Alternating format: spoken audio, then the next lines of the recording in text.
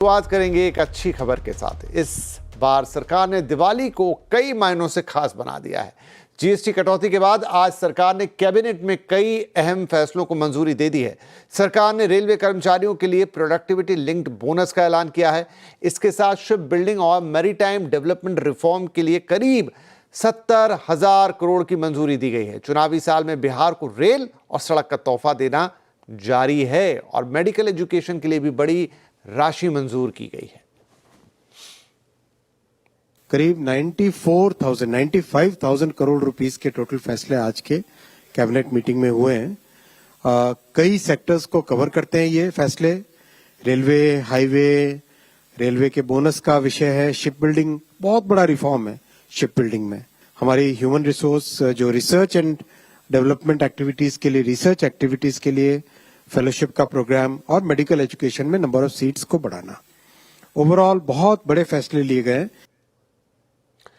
चलिए, जैसा खुद मंत्री जी कह रहे हैं कि बहुत बड़े फैसले लिए हैं आज कैबिनेट ने, तो इन फैसलों को थोड़ा और विस्तार से समझते हैं। हमारे साथ है हमारे economic policy editor Lakshman Roy.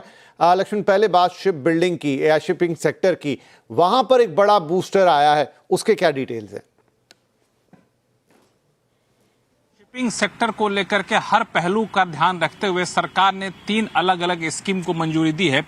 एक स्कीम जो है वह ship building financial assistance scheme है, जिसके तहत 24,776 करोड़ रुपए सरकार मुहैया कराएगी। इसमें कैपिटल मुहैया कराएगी।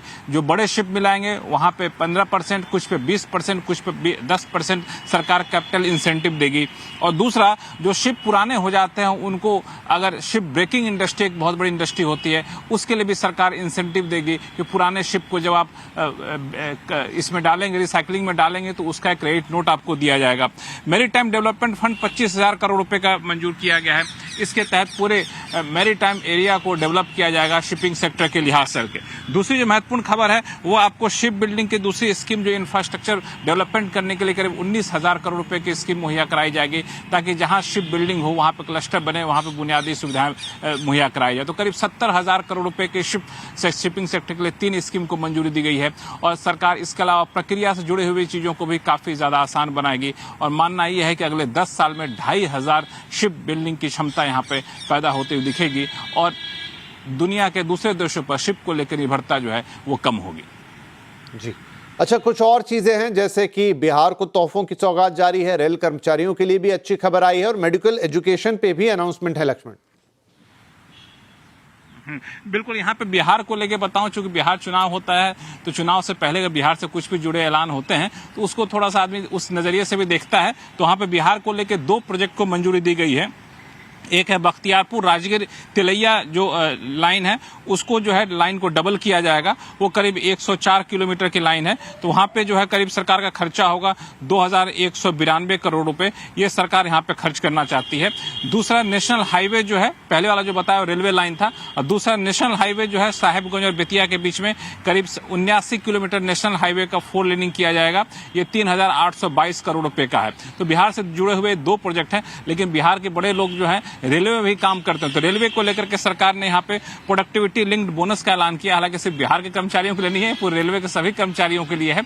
और जितने भी रेलवे के नॉन गेस्टेड कर्मचारी हैं, जिनकी कुल संख्या 10,90,000 के आसपास है, तो उनको सरकार 78 दिन के उनके वेतन के बराबर प्रोडक्टिविटी लिंक्ड बोनस देगी। ये बोनस से सरकार करीब 1,866 करोड़ रुपए बोनस के तौर पर सरकार यहाँ देगी। एमबीबीएस की सीटों में काफी ज्यादा यहाँ पे बढ़ोतरी की गई है और इसमें यह किया गया है कि 5,000 नए पीजी सीट यहाँ पे मुहैया कराए जाएंगे और इसके अलावा एमबीबीएस के सीट भी बढ़ाए जाएंगे। इसके लिए सरकार ने खास स्कीम को मंजूरी दी है। हालांकि स्कीम पहले से भी कुछ चल रही थी, उसके तीसरे चरण को यहाँ पे मंजूरी दी गई है। तो मेडिकल एजुकेशन में भी सरकार एक खास फोकस करते हुए दिखी है आज की कैबिनेट की बैठक में।